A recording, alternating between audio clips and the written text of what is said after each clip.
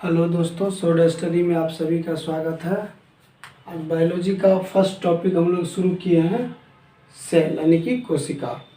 कोशिका के बारे में हम लोग जानते हैं।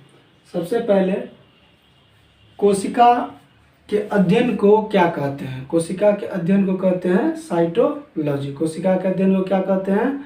साइटोलॉजी। इसके बाद कोशिका सिद्धांत किसने दिया? तो कोशिका सिद्धांत दिया स्लाइडेन और स्वान ने। कोशिका सिद्धांत किसने दिया? स्लाइडेन और स्वान ने। फिर इसके बाद कोशिका का खोज किसने किया? तो सबसे पहले जो खोज हुआ तो हुआ मृत कोशिका का। किसका खोज हुआ? मृत कोशिका का। मृत कोशिका का खोज किसने किया? तो रॉबर्ट हुक ने किया। और जीवित कोशिका का खोज किसने किया? तो एंटोनी ल्यू वान हॉक ने किया। अब देखिए, इसको याद रखने का क्या तरीका है कि जैसे मृत कोशिका, अगर कोई भी चीज मरा हुआ है उसको बुलाने पर नहीं आएगा तो क्या करते हैं हम? किसी भी चीज का हुक बना करके उसको फंसा के खींच लेते हैं। इसीलिए जब भी पूछेगा कि मृत कोशिका का खोज किसने किया तो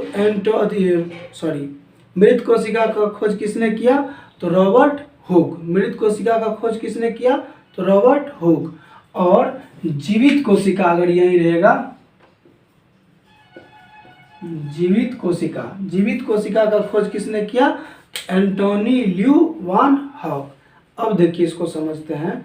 अगर कोई भी चीज जिंदा है या जीवित है तो उसको बुलाने के लिए हम क्या करते हैं? आवाज देते हैं या हाक देते हैं, इधर आओ। तो उसी तरह जीवित कोशिका का खोज किसने किया है?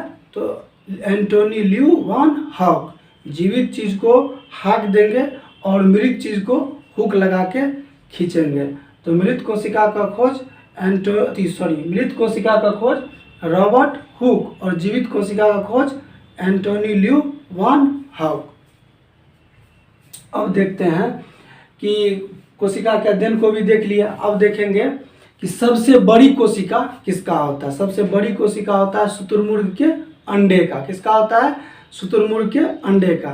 और अगर पूछे कि सबसे लंबी कोशिका किसका होता है तो न्यूरॉन सेल का होता है, जो कि मानव के मस्तिष्क में पाया जाता है। और जब हम लोग मस्तिष्क पढ़ेंगे तो न्यूरॉन सेल के बारे में डीपली नॉलेज लेंगे।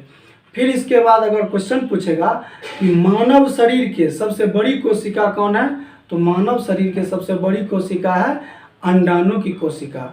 और मानव शरीर की सबसे छोटी कोशिका कौन है? तो स्पर्म की है।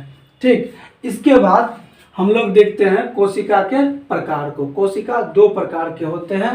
एक होता है प्रोकैरियोटिक कोशिका और एक होता है यूकैरियोटिक कोशिका। अब प्रोकैरियोटिक कोशिका और यूकैरियोटिक कोशिका के कार्य को हम लोग देखते हैं। यह एक कोशिकीय जीव में पाया जाता है। प्रोकैरियोटिक कोशिका में यह एक कोशिकीय जीव में होता है। कहने का मतलब है कि प्रोकैरियोटिक कोशिका एक कोशिकीय जीव में पाया जाता है। इसमें माइटोकॉन्ड्रिया लाइसोसोम नहीं पाया जाता है। प्रोकैरियोटिक कोशिका में माइटोकॉन्ड्रिया और लाइसोसोम की अनुपस्थिति होती है। फिर इसके बाद प्रोकैरियोटिक में ही इसमें 70S प्रकार के राइबोसोम पाए जाते हैं।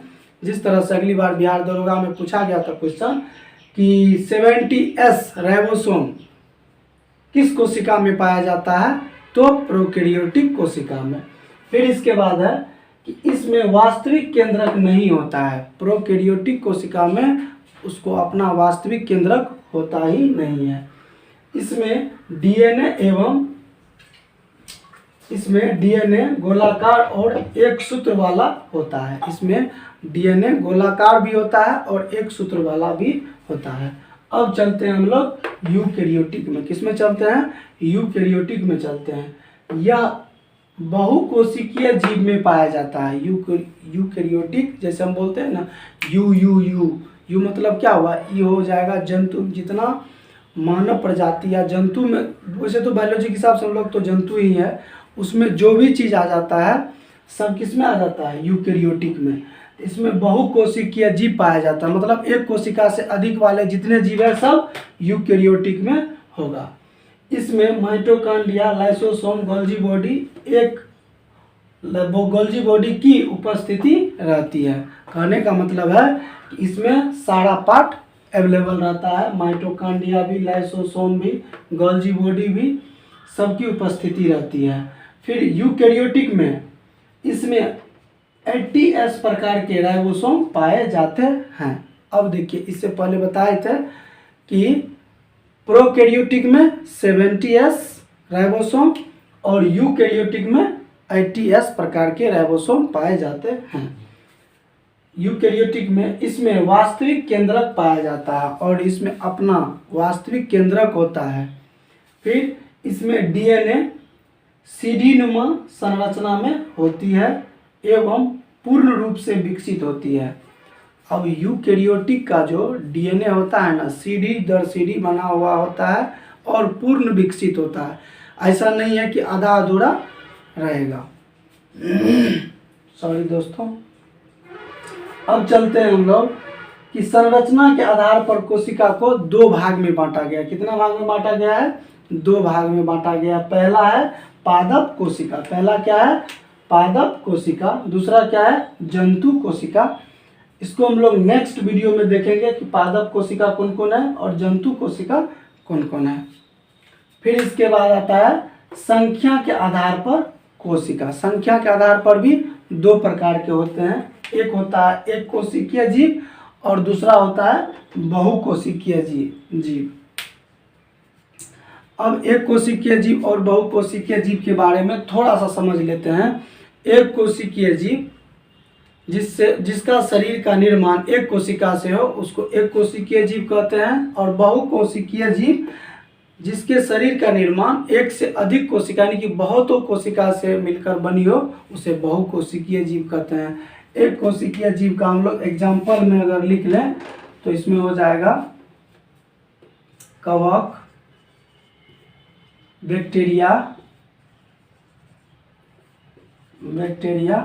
और इसी जगह पर अगर बहुकोशिकीय जीव का हम लोग अगर एग्जाम्पल को देखें तो बहुकोशिकीय जीव में हो जाएगा मानव, मछली, मेढक। समझ गए? फिर इसी तरह हम लोग नेक्स्ट वीडियो में इससे आगे के टॉपिक को देखेंगे। जय हिंद।